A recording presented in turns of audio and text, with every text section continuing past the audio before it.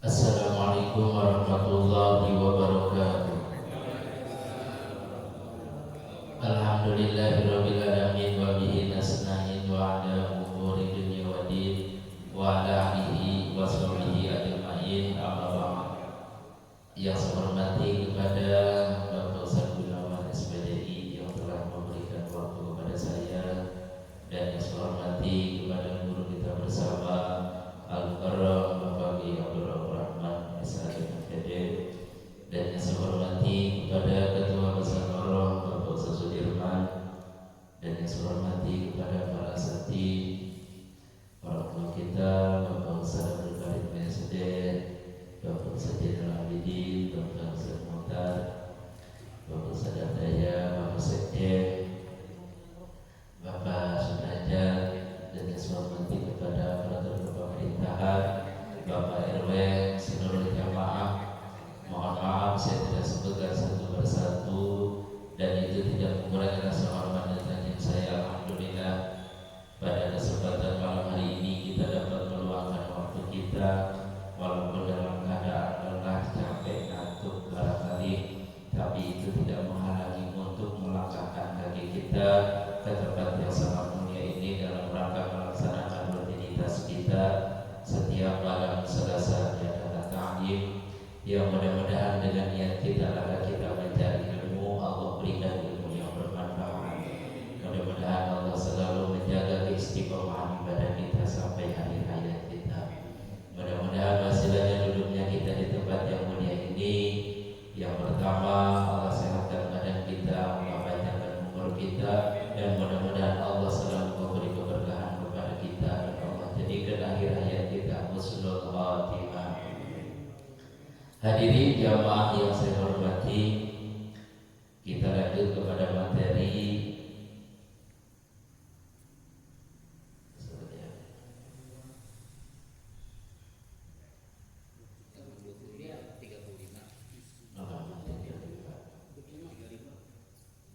Bismillahirrahmanirrahim. Wal takun, dan adanya kamu, awqatuka, waktu kamu pada sholati, sesudah sholat, ila tulu'i syamsi, sampai munculnya matahari, ala arba'i wazaifa, kepada 4 tingkah, 4 cara. Wazifatul fi da'awati, yang pertama tingkah di dalam berdoa. Wa wazifatun, dan bertingkah fil azkari, di dalam zikir. Wa tasbihati, dan tasbih. Wa tuqarriruha, dan memulak baliknya doa, azkar, tasbih. Fi subhati, di dalam bertasbih. Wa wazifatun, dan bertingkah fi qiraatil qur'ani, di dalam membaca Quran. Wa wazifatun, dan bertingkah fi tafakkuri, di dalam bertafakkur. Batufakkira, maka bertafakkur bi dzunubika, di dalam dosa kamu. Wa khatayaka, dan kesalahan kamu. Wa taksiruka, dan gegabah lalauran, PPK bahasa Jawa. Fi ibadati maulaka, di dalam ibadah Tuhan kamu. Wa ta'arrudika, dan menembongkan, memperlihatkan kamu liqabihil alim, kepada siksa yang banget, yang menyakiti. Wa suhtihi, dan murkanya al-azim, kepada zat yang maha agung. Wa turattiba, dan membereskan awqataka, waktu kamu, bitadbirika, dengan mengurusnya kamu. Auradaka, wirid-wirid kamu, fi jami'i yaumika, di dalam sekalian hari kamu. Litatadarroka, untuk menemukan, bihi, dengan hari, ma farata, perkara yang membanggakan kepada kamu min tafsirika daripada pura-puranya kamu, wa tatariza dan menjaga minat ta'arrudi daripada menembongkan atau memperlihatkan, mengasongkan lisu'tillahil alim kepada murkanya Allah al-alim yang banget biyaumika di dalam hari kamu, wataniyah dan meniatkan al-khaira kebagusan li jami'il muslimina bagi sekalian orang-orang muslim, wa ta'zima dan mengajarkan kamu alla tastaghila supaya tidak menyibukkan kamu fi jami'in naharika di dalam sekalian siang kamu illa bi ta'atillahi ta'ala kecuali dengan taatnya Allah Ta'ala, au taksida atau maksud fi qalbika di dalam hati kamu at-ta'ati ta'at allati taqiru yang kuasa alaiha kepada ta'at, wa tahtaru dan memilih afdalaha paling utamanya itu ta'at, wa tata'ammalu dan berpikir kamu tahi atas asbabiha kepada kesenangan sebab-sebabnya ta'at, litastadila untuk menyibukkan biha dengan ta'at, wala tada dan jangan meninggalkan angka daripada kamu at-tafakkur tafakur fi qurbil azali di dalam dekatnya ada, wa hulul mautil qati'i dan datangnya maut yang memutuskan, lil amali bagi cita-cita, wa huruzil amri dan keluarnya perkara anil ikhtiari daripada memilih, wa husulil khusrati dan hasilnya kerugian, wan nadamati dan penyesalan, bitulil iltirari dengan lamanya penipuan, waliyakun dan supaya adanya kamu mintas di hatika daripada tasbih kamu, wa azkarika dan zikir-zikir kamu asru kalimatin 10 kalimat, idahuna salah satu yang 10 la ilaha illallah wahdahu la syarikalah lahul mulku wa lahul hamdu yuhyi wa yumiitu wa huwa hayyun la yamutu biyadihil khair wa huwa ala kulli syai'in qadir. Asadiyatu zikir yang kedua, la ilaha illallahul malikul haqqul mubin. Asalisatu zikir yang ketiga, la ilaha illallahul wahidul qahhar rabbus samawati wal ardi wa ma bainahuma al-azizul ghaffar. Ar-rabi'atu zikir yang keempat, subhanallahi walhamdulillah wa la ilaha illallah wallahu akbar wa la haula wa la quwwata illa billahil aliyyil azim. Al-khamisatu zikir yang kelima, subuhun qudus rabbul malaikati war ruh. As-sadisatu zikir yang keenam, subhanallah walhamdulillah wa bihamdihi subhanallahil azim. As-sabiatu zikir yang ketujuh, astaghfirullahalazim allazi la ilaha illa huwal hayyul qayyum wa sallu taubata wal maghfirah. As-saminatu zikir yang kedelapan, Allahumma la mani'a lima a'taita wa la mu'tiya lima mana'ta wa la radda lima qadaita wa la yanfa'u dzal jaddi minkal dzal. At-tasi'atu zikir yang kesembilan, Allahumma sholli ala Muhammad wa ala ali Muhammad wa sahbihi wa sallim. Terus saja. Al-asiratu yang ke-10, bismillahilladzi la yadurru ma'asmihi shay'un fil ardi wa la fis sama' wa huwas sami'ul 'alim.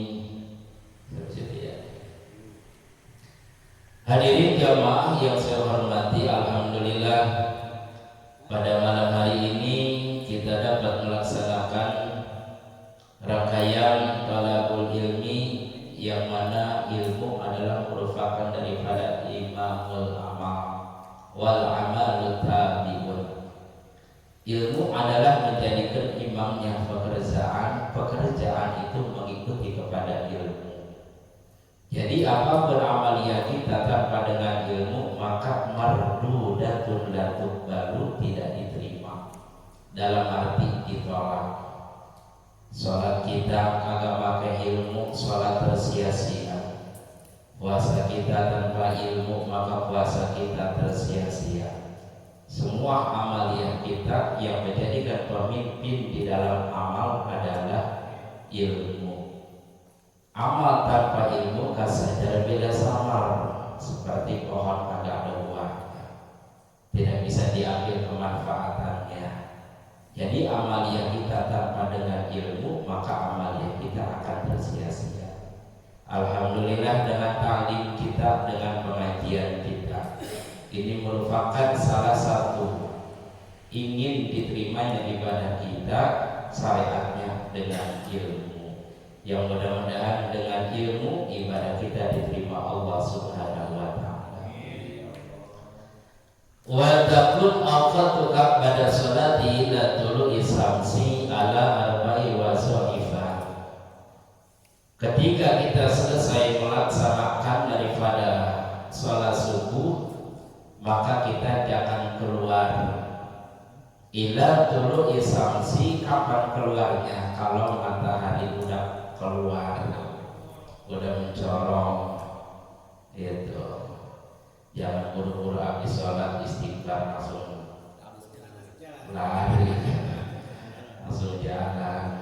Kalau bisa mah disitulah banyak waktu yang kita gunakan. Di antaranya bisa dengan zikir, bisa memperbanyak doa, memperbanyak daripada tasbih, memperbanyak daripada Al-Quran. Waktu-waktu menjelang keluarnya matahari, dari mulai kita sholat subuh sampai tulu'i syamsi, itu. Jangan misalnya duduk di masjid tapi megang HP, main HP di masjid. Iya. Jadi waktu kita pergunakan buat ibadah, diantaranya perbanyak doa, perbanyak zikir, perbanyak tasbih, perbanyak baca Quran, dan kita perbanyak tafakkur di dalam dosa dan kesalahan-kesalahan kita. Kalau kita tafakkur kepada diri kita, tentu dalam satu hari itu lebih banyak dosa daripada pahala. Iya, lebih banyak dosa. Kalau yang namanya dosa udah pasti, namanya pahala belum tentu yang kita dapetin. Jadi kita mau perbanyak tafakkur di dalam dosa kita, mau perbanyak tafakkur di dalam kesalahan kita. Banyak waktu yang kita sia-siakan untuk taqarrub kepada Allah. Lebih banyak waktu menjauhkan ke Allah daripada waktu mendekatkan ke Allah. Lebih banyak waktu yang kita sia-siakan, dalam arti daripada waktu, lebih sedikit waktu yang kita manfaatkan untuk ibadah kepada Allah Subhanahu wa ta'ala. Nah, disinilah ketafakuran kita. Waktu kita isi dalam arti memperbanyak ibadah, dan kita jadikan di dalam hari ini adalah memberikan kebagusan li jami'il muslimina, kepada sekalian orang-orang muslim. Kita bisa memberikan suatu kemanfaatan anfa'ul linnas, memberikan kemanfaatan kepada manusia. Wa ta'zima an la tastaqila fi jami'i naharika illa bi ta'atillah.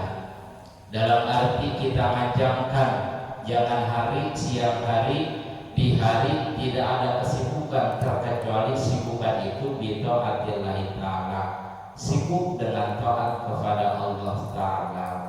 dan kita maksudkan dan kita tunjukkan di dalam hati kita, yaitu taat yang membawa kita, taat yang memilih kita dalam arti untuk mendekatkan diri kepada Allah Subhanahu wa Ta'ala.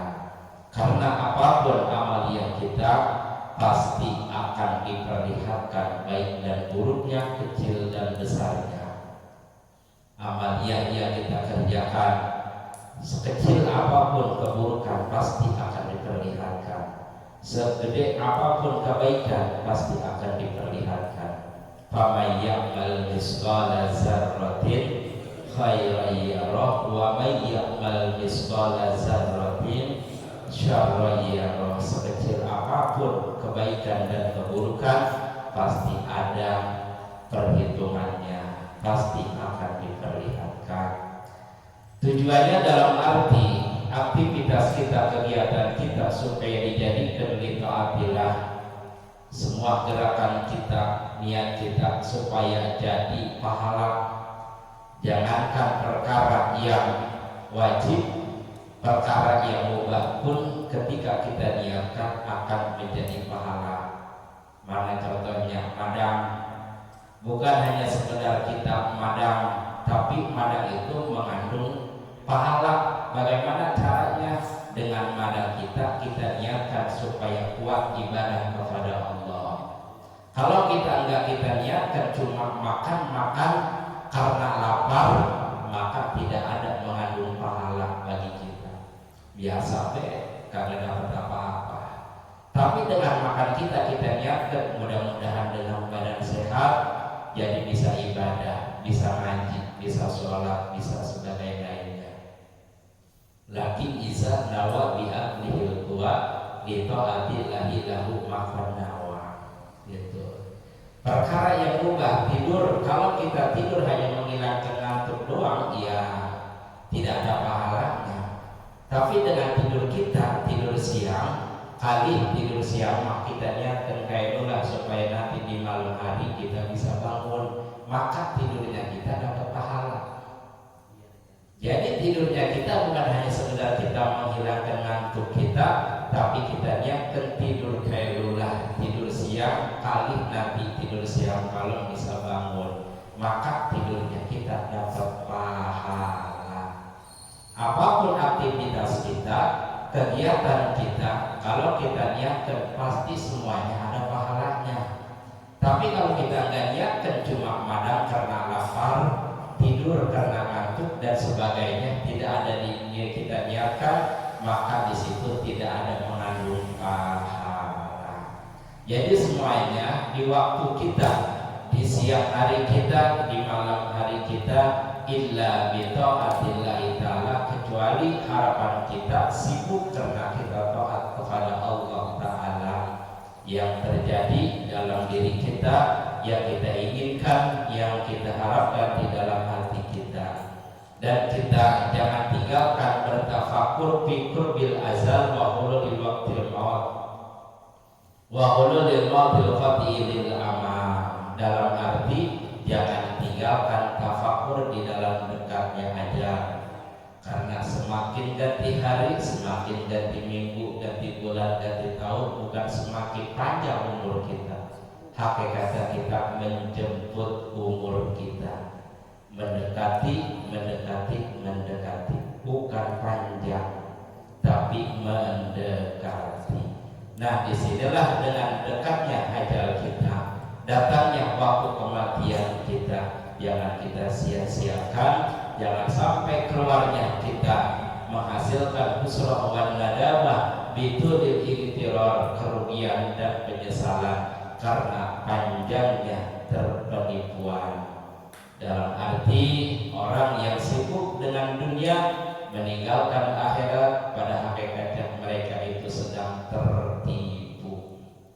tertipu dengan urusan-urusan dunia. Padahal itu hanya sebagai menjadikan wasilah, menjadikan jembatan. Dagang hanya wasilah, tani hanya wasilah, kerja hanya wasilah, pengusaha hanya wasilah, guru hanya wasilah. Itu hanya sebagai pelantara doang. Hakikatnya pedagang supaya ibadah, tani supaya ibadah, dan pengusaha supaya ibadah. Gitu hakikatnya, mereka tidak tertipu dengan namanya penipuan. Wa yakun min tasbihatika wa askarika asyur kalimatin, dan supaya di dalam tasbih kita, di dalam zikir kita ada 10 kalimat, diantaranya la ilaha illallah wahdahu la syarikalah lahul mulku wa lahul hamdu yuhyi wa yumiitu wa huwa hayyun la yamutu bi yadihil khair wa huwa ala kulli syai'in qadir. La ilaha illallah al malikul haqqul mubin, la ilaha illallah al wahidul qahhar rabbus samawati wal ardi wa ma bainahuma al azizul ghaffar. Subhanallah walhamdulillah wa la ilaha illallah wallahu akbar wa la haula wa la quwwata illa billahil aliyyil azim. Subuhun qudus rabbul malaikati war ruh. Subhanallah wa bihamdihi subhanallahil azim. Astaghfirullahaladzim alladzi la ilaha illa huwal hayyul qayyum wa as'aluhu taubata wal maghfirah. Allahumma la mani'a lima a'taita wa la mu'tiya lima mana'ta wa la radda lima qadaita wa la yanfa'u dzal jaddi minkal jadd. Allahumma shalli ala Muhammad wa ala ali Muhammad wa sahbihi wa sallam. Bismillahirrahmanirrahim. La yadurru ma ismihi shay'un fil ardi wa la fis samai wa huwas samiul alim. Ini doa yang ketiga dikerjakan dalam arti amalan-amalan yang biasa diwiridkan oleh Al-Imamul Ghazali, yang mudah-mudahan dengan ilmu yang kita dapati dari kitab Bidayatul Hidayah, mudah-mudahan kita dapat mengamalkannya. Gitu, kita dapat mendawamkannya, membiasakannya, yang mudah-mudahan amalan tersebut menjadikan penyelamat kita dunia akhirat. Barangkali hanya itu yang dapat saya sampaikan. Kita lanjut kepada materi kitab Safinatul Najah. Bismillahirrahmanirrahim.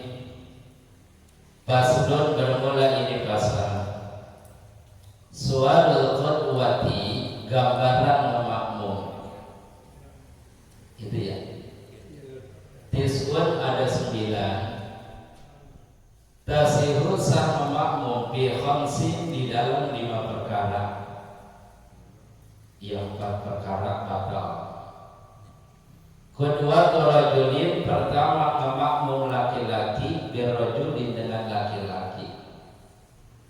Wa qudwatu imra'atin, dan memakmumnya perempuan birrajulin, dengan laki-laki.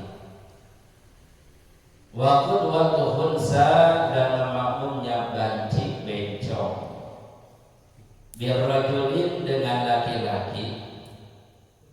Wa qudwatu imra'atin, dan memakmumnya perempuan bihunsa, dengan bencong. Wa qudwatu imra'atin, dan memakmumnya perempuan bimra'atin, dengan perempuan. Wa taqtulu, dan batal fi arba'in, di dalam 4 tempat. Kedua rajulin, memakmumnya laki-laki bimra'atin, dengan perempuan.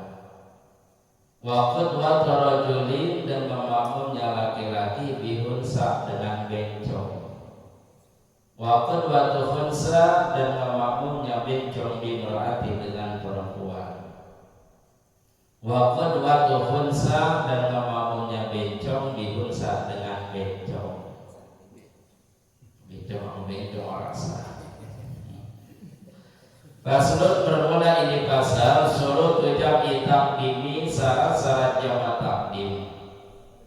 Arba'atun, ada 4. Al-buda'atu bil gulam, yang pertama memulai dengan yang pertama. Wa niyatul jam'i, dan niat jamak fiha, di dalam pertama. Wal muwadatu, dan berturut-turut bainahuma, antara 2 sholat. Wa dawamul uzri, dan tetapnya uzur. Faslun, bermula ini pasal surut jami tahiri isnani, syarat jama tahir isnani ada dua. Niat tahiri yang pertama niat melahirkan. Waqad baqiya dan terkadang tetap min waktil ula daripada waktu yang pertama ma perkara ia sauha yang luas kepada itu sholat wadawal uzri dan adanya uzur ila tamam misaniyati kepada sempurna sholat yang kedua. Faslun bermula ini pasal surutul qasri, syarat-syarat qasar. Sabatun ada 7 ayyakuna supaya ada safaruhu perjalanannya orang itu marhalataini 2 marhalah. Wa ayyakuna dan supaya adanya itu safar mubahan perjalanan yang mubah. Wal ilmu dan mengetahui bijawazil qasri dengan membolehkan qasar. Wa niyatul qasri dan niat qasar indal ihrami ketika takbiratul ihram. Wa antakuna sholatu dan supaya adanya sholat rubaiyatan bangsa 4 rakaat. Wa dawam safari dan tetapnya perjalanan ila tamamiha kepada sempurnanya sholat. Wa an la yatadiya dan supaya tidak memakmum mengikuti bimutimin dengan sholat yang menyempurnakan fi jud'in di dalam jud' min sholatihi daripada sholatnya orang itu. Ini menjelaskan tentang berkaitan cara atau gambaran di dalam sholat berjamaah. Gambaran-gambaran pemakmum yaitu ada 9, yang 5 perkara sah, yang 4 perkara tidak sah. Yang 5 yang sah yang bagaimana khutwatu rajulin birajulin, laki-laki dengan laki-laki sah berjamaahnya. Yang kedua khutwatu mra'atin birajulin, perempuan memakmum sama laki-laki sah. Wa khutwatu hunsa birajulin, bencong memakmum sama laki-laki sah. Khutwatu mra'atin bihunsa, perempuan memakmum ama bencong sah.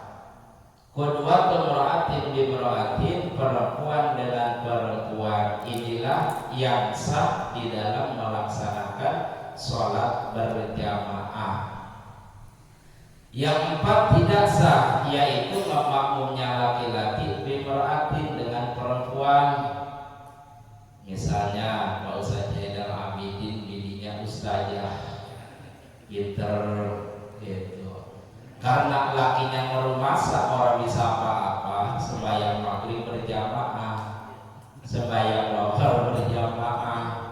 Bininya karena ustazah dijadikan imam, lakinya jadi makmum, kagak sah sholatnya, kagak sah berjamaahnya. Walaupun sepinter apapun perempuan tetap ada di belakang laki. Laki yang harus dijadikan imam, laki harus dijadikan pemimpin. Itu. Yang mana lagi yang kagak sah khutwatu rajulin bi unsa. Misalnya ada bencong, saya Zainal Abidin memakmum sama itu bencong merasa harusnya bencong memakmum sama saya Zainal Abidin. Terus lagi hunsa bimra'atin, kagak sah bencong memakmum ke perempuan. Ada bencong sholat berjamaah, imamnya perempuan, kagak jadi, kagak sah. Khutwatu hunsa bihunsa, bencong sama bencong berjamaah, kagak sah. Itu harusnya kalau bencong sama lelaki. Ini pasal menjelaskan tentang syarat-syarat jamak takdim yang jumlahnya ada 4. Jadi jamak takdim di sini adalah jamak melaksanakan sholat yang berkaitan dengan ataupun ada di dalam rumah, ada di dalam kampung kita sendiri karena ada ujur seperti motor hujan.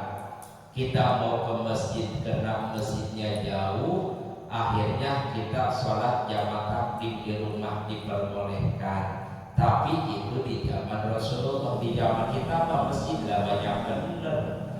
Iya, paling berapa menit nggak pakai safar-safar perjalanan yang jauh. Itu. Jadi diperbolehkan ketika di rumah melaksanakan sholat berjamaah digabungkan dengan lohor dengan asar, dikarenakan dari rumah dengan perjalanan yang begitu jauh. Enggak beda seperti kadang-kadang orang kebanyakan ketika sholat hari raya ada di hari Jumat. Katanya kalau hari Jumat katanya sholat hari raya udah nggak wajib Jumat, itu salah benar. Salah benar seperti tadi, ketika kita melaksanakan sholat id, perjalanan mau ke masjid balik lagi jauh benar, dengan perjalanan 2 marhalah yang pada akhirnya kita nggak keburu melaksanakan Jumat.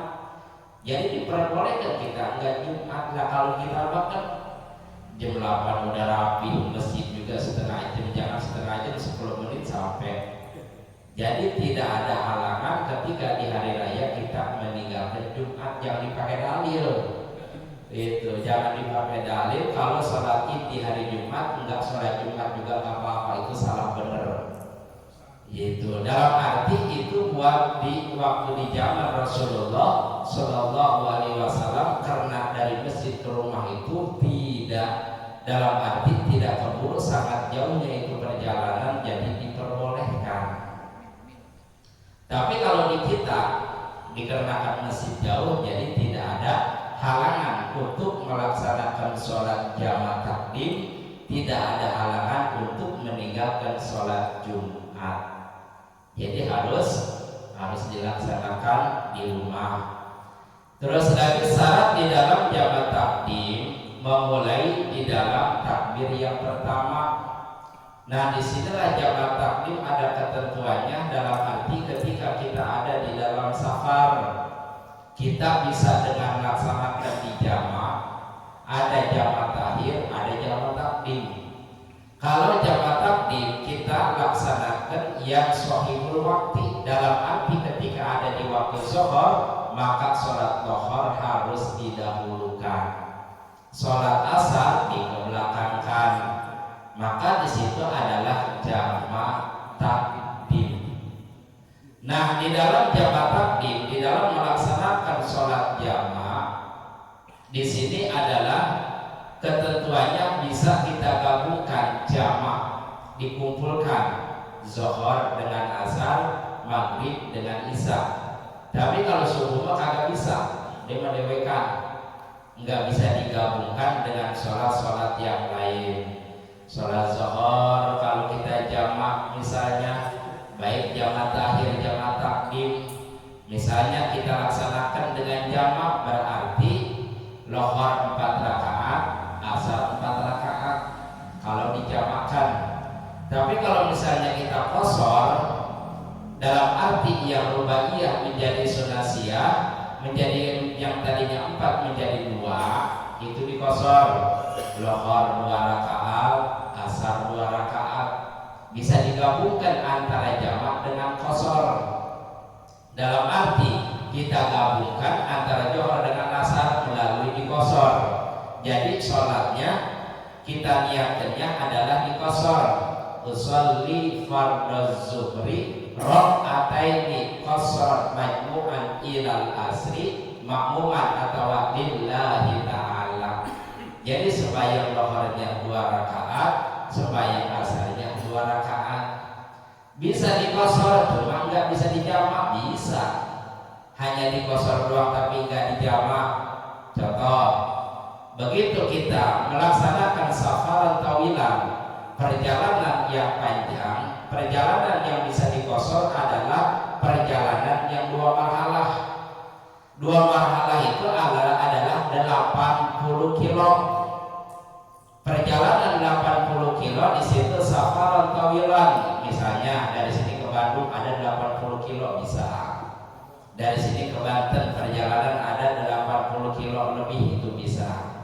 Ada sebagian ulama mengatakan bahwa Malala itu adalah 125 kilo. Tapi ittifaqnya ulama kebanyakan menggunakan safar tawilan bakalatain itu adalah 80 kilo lebih yang bisa dikosor. Contoh, kita misalnya mau ke Cirebon, mau ke Bandung misalnya. Nah, kita sembahyang lohor dikosor 2 rakaat. Beres dikosor 2 rakaat, berangkat lagi. Nanti ketemu waktu asar, sholat lagi, kosor lagi 2 rakaat lagi, boleh. Jadi sholatnya hanya dikosor doang, tapi kagak dijamak. Jadi begitu waktu zuhur kita sholat lohor 2 rakaat, berangkat lagi. Waktu asar kita sholat lagi 2 rakaat, berangkat lagi. Itu namanya dikosor doang, kagak dijamak. Tapi kalau namanya dikosor dan dijamak, digabungkan jadi 2 rakaat, 2 rakaat. Kita gunakan dengan jamak takdim, kita gunakan dengan jamak takhir. Tergantung posisi kita ketika kita ada di dalam satu tempat, yang ketika tempat tersebut kita masih ada di posisi lohor, berarti kita menggunakannya jamak takdim. Paham ya? Kita harus tahu ilmunya. Dalam arti ketika kita safar, perjalanan yang jauh, perjalanan yang seperti apa yang boleh dijamak, boleh dikosor. Tapi kalau dari sini ke Ciputat jangan. Apalagi ke Bogor misalnya, yang kagak ada 80 km. Pokoknya perjalanan 80 km itu perjalanan yang dua marhala yang bisa dijamak dan bisa dikosor sholat kita. Terus lagi di dalam melaksanakan syarat qasar tadi jamak takdim dimulai daripada waktu yang pertama dan niat jamak dan mualat bainahuma antara 2 sholat. Mualat di sini dalam arti begitu selesai kita melaksanakan sholat zuhur 2 rakaat, qul salam, assalamualaikum warahmatullahi, assalamualaikum warahmatullahi. Kalau bisa qomat lagi kita laksanakan sholat lagi. Jangan begitu habis urut salam minta kopi madang. Iya, itu namanya agak mualat gitu. Jadi selesai daripada urut salam kanan kiri terus qomat, kita berdiri lagi melaksanakan sholat lagi. Tadi kita pertama sholat zuhur, maka yang kedua sholat asar, dan posisinya dalam keadaan bujur tadi di perjalanan. Syarat jamak takhir ada 2, niat mengakhirkan sholat ketika kita ada di dalam perjalanan. Misalnya kita ada di dalam perjalanan, kita mau turun bagaimana di tol, sedang tolnya panjang, rest area masih jauh, sedang waktu sholat misalnya udah dekat. Bahkan kalau seandainya kita sholat nggak bakal keburu nih, ataupun dalam keadaan macet, misalnya macet yang begitu panjang, yang begitu lama, sekira-kira kalau seandainya kita melaksanakan sholat tersebut tidak akan keburu, maka kita ambil di posisi jamak takhir. Kalau di dalam perjalanan, misalnya kita mau ke Cirebon nih umpamanya, pas dur waktu maghrib kita masih ada di tol gitu, kires area jauh, perjalanannya masih jauh. Wah, kalau kita ini bakal habis nih nanti waktu maghrib, kita ada di kendaraan, maka kita niatkan jamak takhir. Atau posisi dalam keadaan macet yang begitu panjang, kita menemui musola kagak ada, masjid kagak ada misalnya, sedangkan macetnya total parah. Nah, lama waktu maghrib sedikit mendekati bakal habis, kita nggak keburu sholat maghrib, maka kita niatkan nanti kita akhirkan sholat maghrib menjadikan jamak takhir. Paham ya? Ini syarat qasar, jumlahnya ada 7. Yang pertama perjalanannya 2 marhalah, yang tadi 80 kilo, jangan kurang dari 80 kilo, kalau bisa lebih. Perjalanan 20 kilo, 80 kilo ini perjalanan yang udah bisa dikosor sholat. yang udah bisa dijamak sholat. Dan yang perjalanan tersebut perjalanan yang mubah, bukan perjalanan maksiat. Seperti misalnya perjalanan yang wajib, nyari ilmu, silaturahmi, perjalanan yang sunat dan sebagainya. Dan harus mengetahui dengan perjalanan yang membolehkan qashar sholat dan niat qashar indah ihrami ketika takbiratul ihram, dan sholatnya itu yang bisa diqashar hanya sholat rubaiyah, hanya sholat yang 4 rakaat. Itu sholat maghrib orang bisa diqashar jadi 1,5 ya. Sholat subuh kagak bisa atu-atu ya. Jadi sholat yang bisa diqashar hanya sholat rubaiyah, hanya sholat yang 4 rakaat seperti lohor, seperti asar, seperti isya. Kalau maghrib sama subuh tidak bisa diqashar. Kalau maghrib hanya bisa dijamak saja, tetap sholatnya 3 rakaat digabungkan dengan isya. Tapi kalau yang namanya subuh munfarid sendiri tidak bisa digabungkan dengan yang lain, kagak bisa dijamak, kagak bisa diqashar gitu.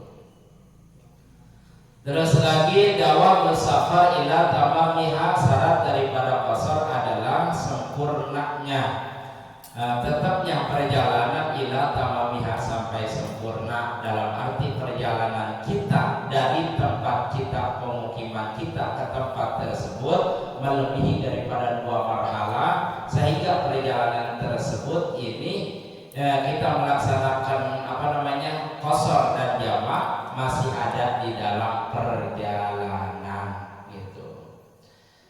Wa alla yaqtadiya bi mutimin fi juz'in min sholatihi, kagak sah kita makmum dengan orang yang melaksanakan sholat yang sempurna. Contoh, ketika kita mau ke Cirebon misalnya, di perjalanan kita pengen melaksanakan sholat qashar atau jamak, terus kita makmum sama orang situ misalnya yang sholatnya biasa, enggak diqashar sama enggak dijamak, maka sholat kita tidak sah. Dalam arti tidak diperbolehkan bagi kita yang melaksanakan sholat jamak atau qashar, tidak boleh memakmum sama orang yang melaksanakan sholat pribadi, sholat biasa yang tidak dijamak dan tidak diqashar.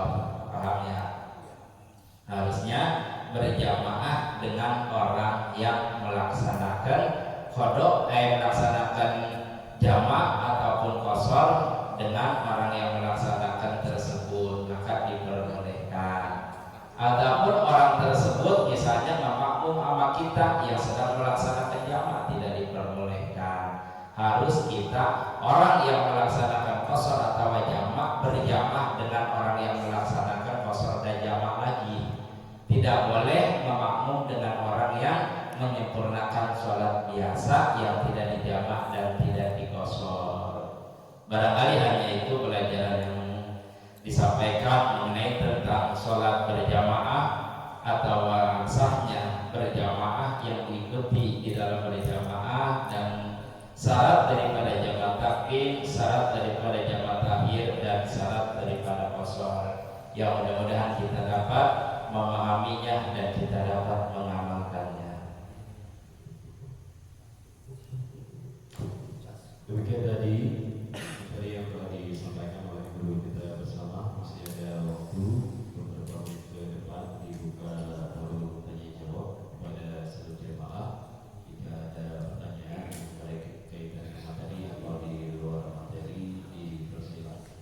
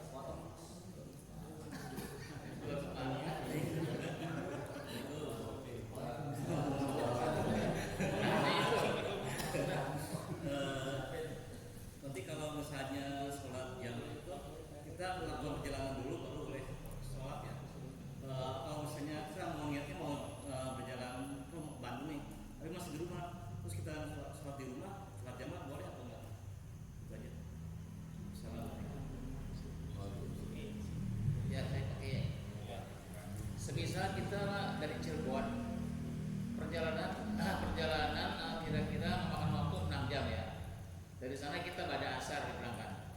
Berarti di perjalanan perkiraan itu maghrib itu kita nggak cukup waktu nggak bisa berhenti lagi. Gitu. Nah, kemudian kita tarik jamak takhir ke isya. Tapi isyanya sudah sampai di Parung misalnya gitu. Boleh nggak begitu?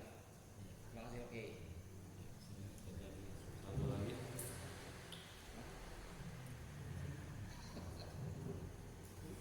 Nah, enggak, sana.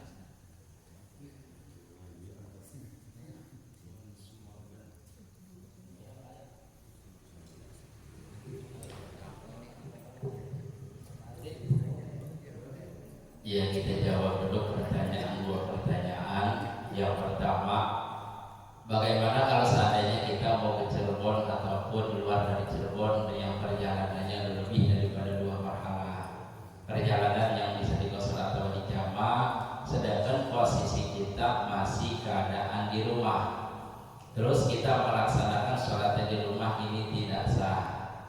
Jadi harus keluar dari rumah, keluar dari di daerah kita. Misalnya kita Parung, luar dari Parung, kita bisa melaksanakan dengan jamaah ataupun daripada kosor sholat. Jadi selagi kita di dalam rumah mah, di posisi di rumah nggak bisa kita kerjakan. Iya, harusnya udah berangkat kita dari rumah daripada kampung kita, misalnya udah luar dari kecamatan, luar daripada daerah kita. Nah, di situ kita boleh melaksanakan sholat jamaah ataupun kosor. Jadi kita di rumah nggak boleh. Iya, kita kerjakan di rumah tidak diperbolehkan. Harus melewati daripada benteng. Misalnya batas daripada kecamatan, luar daripada kecamatan ataupun luar daripada daerah kita, itu diperbolehkan.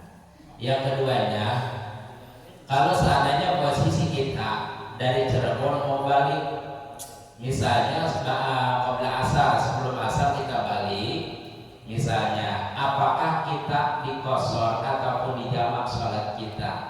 Tergantung. Kalau seandainya posisinya masih keburu, kita sholat ini aja, sholat biasa. Johor dengan asar masih bisa dijamak, tapi kalau maghrib dengan isya, kalau seandainya isya posisi masih di awal waktu jam 8, lebih baik kita sholat biasa saja. Jadi maghribnya sholat biasa, terus lagi isyanya sholat biasa.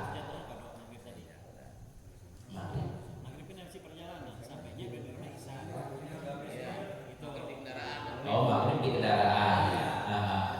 Maghrib mau ditarik ke isya gitu. Maghrib ditarik ke isya. Sampai takhir. Iya. Kalau seandainya posisinya, kalau kita nggak keburu maghrib, maka kalau dijamakan sama kita, sedangkan isya ada di rumah, posisinya. Iya. Bagaimana sholat kita? Kata ulama, kalau seandainya kita mau tayamum kagak bisa, mau wudu juga air kagak ada, sedangkan di perjalanan kagak ada apa-apa, maka kita sholat li hurmatil wakti.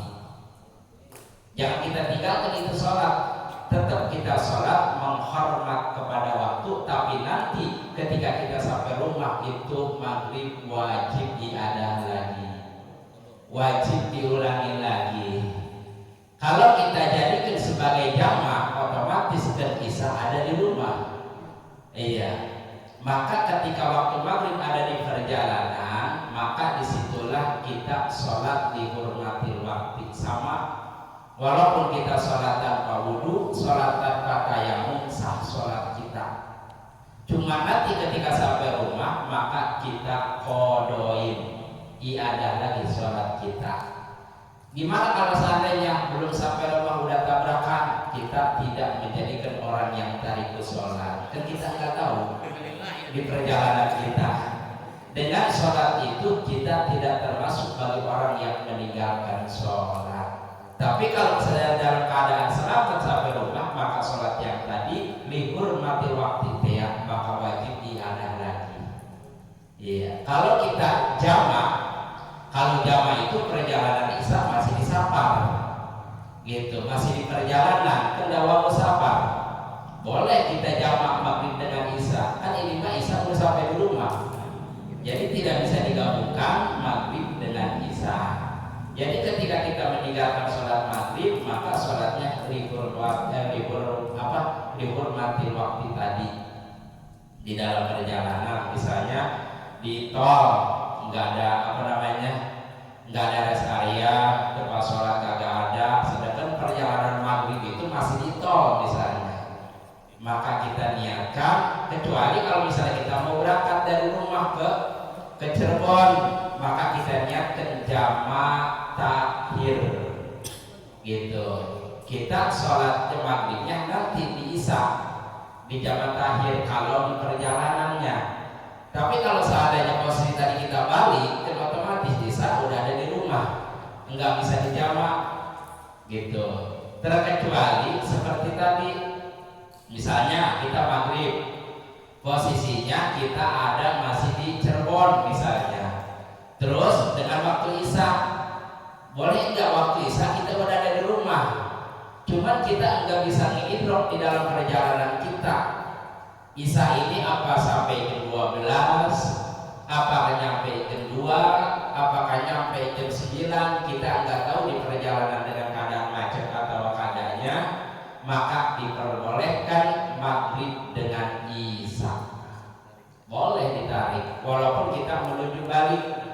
Misalnya maghrib masih di Cirebon misalnya, kita gabungkan maghrib walaupun isya udah di rumah, cuma kita nggak tahu di perjalanan apakah isya kita nyampe jam 3, apakah jam 2, atau habis waktu isya misalnya mendekati kepada waktu subuh, maka di situ diperbolehkan kita jamak takdim, jamak takhir, jamak takdim dengan waktu maghrib dan isya. Paham ya? Ada lagi silakan.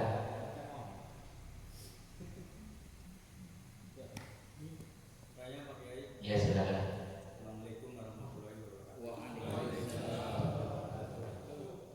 Dalam perjalanan pulang kampung, kita pas waktu sholat subuh itu masih di bis, dan bis itu nggak berhenti. Setelah berhenti itu udah jam 8 atau jam 7 gitu Pak Yai. Itu gimana caranya kita menjalankan sholat subuhnya gitu Pak Yai? Bagaimana tadi?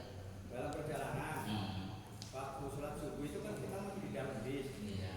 Nah, kita kan berarti meninggalkan sholat subuh itu.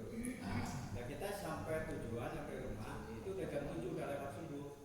Nah, kita menjalankan sholat subuhnya itu gimana Pak? Itu seperti tadi sholat libur mati waktu ada. Enggak. Iya, sholat hanya menghormat waktu saja. Iya. Misalnya soalnya usali fardhu zuhri subuh.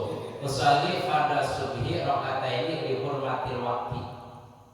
Iya, niatnya hanya niat saja, tanpa kita wudu, tanpa kita tayamum saat sholatnya.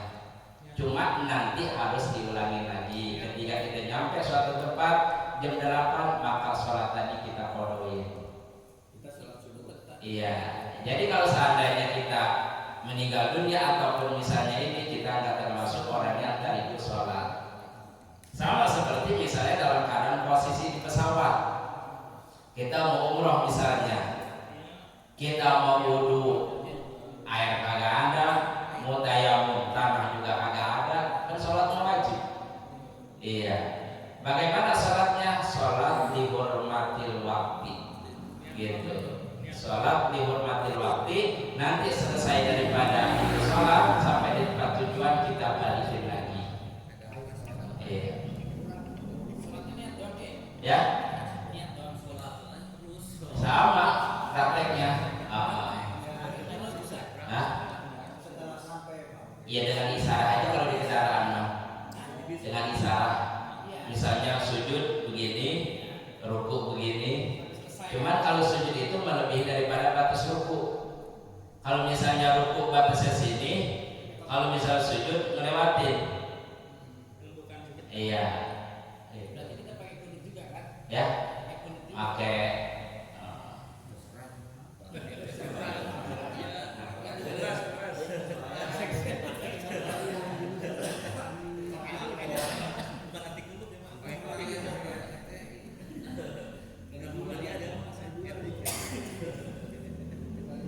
ada lagi silakan.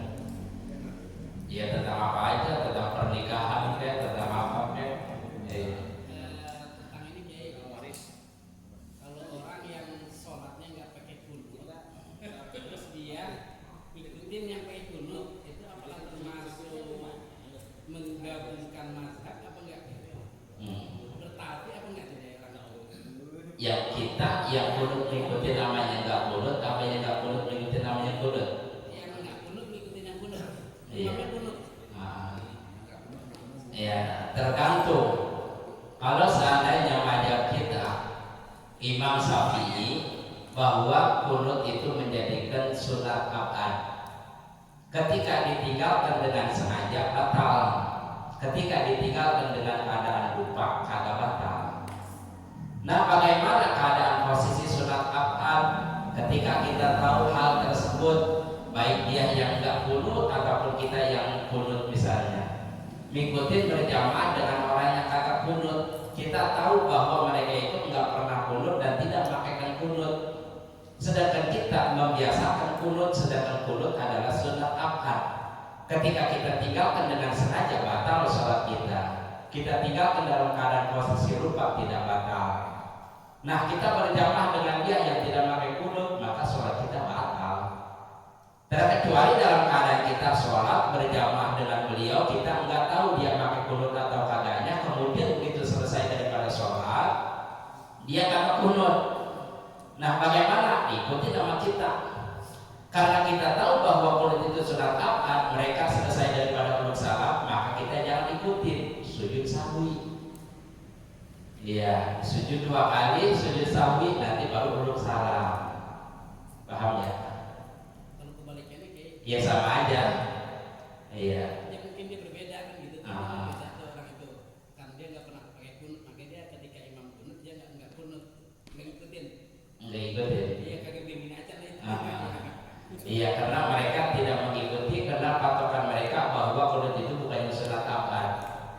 Sholat Iya. Ya? Sholatnya nggak batal. Iya, nggak tahu sholatnya mah. Kan dia ngikut imam. Iya. Tapi kan dia nggak ngikutin. Iya, berarti kan dia lupa kunut. Iya, kagak sah itu mah. Iya, maksud saya itu. Iya. Ketika dia niat Ya kan dia mutabaah imam, mengikuti kepada imam. Mengapa imam kunut dia kalau kunut dia batal sholatnya? Iya, itu membaca jalan. Iya. Dia kagak sah. Iya, terkecuali dia itu di tengah sholat berjamaah niat mufarokoh misalnya, berpisah sama si imam, dia masing-masing gak jadi masalah. Iya. Tapi kalau misalnya dia ngikutin sama si imam baca kunut dia kagak baca, diem deh. Terus si imam sujud, dia juga sujud, berarti mutabaatul imam, sholatnya kagak sah. Iya. Karena patokan kita mah adalah kunut sunat abad, ketika ditinggalkan dengan sengaja batal sholatnya. Kita tinggalkan kagak sengaja maka tidak batal. Seperti misalnya tahiyat awal, kita sholat berjamaah tahiyat awal ataupun sholat sendiri, belum mau pakai tahiyat awal, nah dengan sengaja batal. Mau mantan kagak pakai kunut, misalnya sholat subuhnya batal kalau disengajakan. Tapi kalau dalam posisi lupa, maka sunat diakhiri pakai sujud sahwi. Paham ya? Ada lagi? Kalau ini kayak Ya. ada beberapa riwayat yang Imam Syafi'i dengan Imam Maliki sholat subuh saling menghormati, bagaimana prakteknya? Bagaimana? Imam Syafi'i pada katanya jadi imam, Maliki jadi makmum ikut kunut. Sementara kalau saat Maliki jadi imam, Syafi'i makmum tidak baca kunut. Iya. Bagaimana praktek? Ada riwayat seperti itu? Iya. Paham. Jadi ketika bermadzhab Imam Abu Hanifah bermadzhab dengan Imam Syafi'i, dalam arti Abu Hanifah kunut bukan menjadikan sunat abad. Kemudian mazhab Syafi'i menjadikan sunat abad. Ketika dia berjamaah dengan orang yang bermadzhab Imam Syafi'i, dia juga mengikuti apa yang dilaksanakan oleh Imam Syafi'i. Dalam arti dia imam kunut, dia juga ikut-ikutan kunut, bukan diem baik. Yang kagak sah itu yang diem baik tapi dia ngikutin nama imam, tapi dia sendiri nggak ngikutin. Nah itu yang kagak sah. Iya, dia nggak pakaikan kunut, dia nggak apa-apa karena menurut dia kunut itu sunat. Tapi ketika dia bermakmum dengan bermadzhab Imam Syafi'i bahwa Imam Syafi'i adalah kunut sunat akad. Ketika dia sholat subuh berjamaah, si imam kunut, maka dia juga kunut, ikutin. Ya harusnya, jangan diem baik. Iya, si imam kunut, dia juga kunut kalau dia menghargai kepada yang bermadzhab Imam Syafi'i. Jadi apa saling menghargai? Iya. Nah seperti tadi kita bermakmum dengan orang yang tidak pakai kunut tadi. Misalnya menurut mazhab Imam Hanafi mereka tidak mewajibkan kepada kunut. Kemudian ketika sholat berjamaah dia nggak pakai kunut. Nah dia nggak pakai kunut, ya kita ikutin mutabaah. Dia sujud kita ikutin sujud. Dia duduk antara dua sujud kita ikutin. Tasawuf akhir kita ikutin. Nanti ketika akhir daripada tahiyat jangan uluk salam, sujud sahwi. Iya, paham nggak? Tapi Pak Kiai, Ya. di sini kan jamaah subuh itu juga ada. Ya. Jamaah subuh di sini kan bervariasi nih. Di sini ada jamaah juga yang tidak pakai kunut. Nah mereka kan ikut kami, memang ikut kita ada jamaah lain. Iya. Tapi dia tetap tidak melaksanakan kunut kalau dia. Mungkin kalau menurut dia sih nggak masalah kali ya, gitu. Kecuali pendapat kita bermasalah buat dia atau buat Iya. mereka. Mungkin kalau buat diri dia, buat jamaah itu mungkin tidak masalah walaupun dia tidak mengikuti kunut gitu. Itu yang tadi saya tanya masalah itu aja. Enggak, dia cuma berdiri doang. Yang belum tenang baik Iya, dia. iya. Di sini ada banyak, jadi ada sekitar 3 atau 4 orang di sini ada Iya. yang cingkrang itu. Iya. Kalau memang dia mengikuti mutabah imam, ketika si imam baca itu ya kita amin amin deh. Nah kita ikutin amin amin walaupun dia tidak biasa dia nggak pakai kunut, tapi ketika dia mau berjamaah sama orang yang pakai kunut hargain. Ketika dia kunut amin amin amin namanya mutabaah gitu. Ketika orang yang bermadzhab Imam Hanafi bahwa kunut itu bukan sunat muakkad, berjamaah dengan orang yang menggunakan pakai kunut, ya sama dia gak diikutin. Cuma ketika imam baca kunut dia hargain amin. Allahumma hdina fiman hadait amin. Wa qina fiman afait amin. Nah berarti masih mutabaah, ngikutin. Nah, kalau dia memutuskan bodo amat, cuma kalau pakai kunut diem deh. Gitu. Itu di situ rusak sholatnya. Iya, tapi dia ngikutin sama si imam. Tapi di dalam masalah itu nggak diikutin. Itu. Kalau dia menghargai diikutin cuma amin amin ya maksud saya amin. Iya, walaupun dia kagak pakai kunut misalnya. Iya. Nah disitulah ibadah kita harus dengan ilmunya. Itu paham ya? Iya, banyak sekali di antara bukan hanya sekedar ubudiyah saja di dalam masalah muamalah, masalah munakahat dan sebagainya itu banyak orang dalam arti di antara kita banyak yang kagak paham tentang daripada ilmunya. Seperti di dalam pernikahan yang jadi wali gitu. Banyak bener di kita asal jadi asal bapak dan tiba-tiba ada walinya. Contoh misalnya Haji Solih belum tinggalkan bininya. Orang bilang perginya kemana? Sehari 2 hari, sebulan 2 bulan, setahun 2 tahun orang balik-balik nyerahkan kagak sama lakinya. Sedangkan Haji Thalib punya anak perawan. Nah, anak Haji Thalib itu dalam arti Haji Thalib masih punya abangnya, masih punya adiknya, masih punya mamangnya. Kira-kira nih yang jadi wali ketika Pak Haji Thalib kagak ada, yang wali ini anak Pak Haji Thalib siapa? Siapa coba? Nah ini ilmu gitu. Saya hakim kayak Iya. Siapa walinya? hakim. Wali hakim. Ditikahkan sama abang Pak juga sama ininya abangnya dia tuh perempuan kagak sah.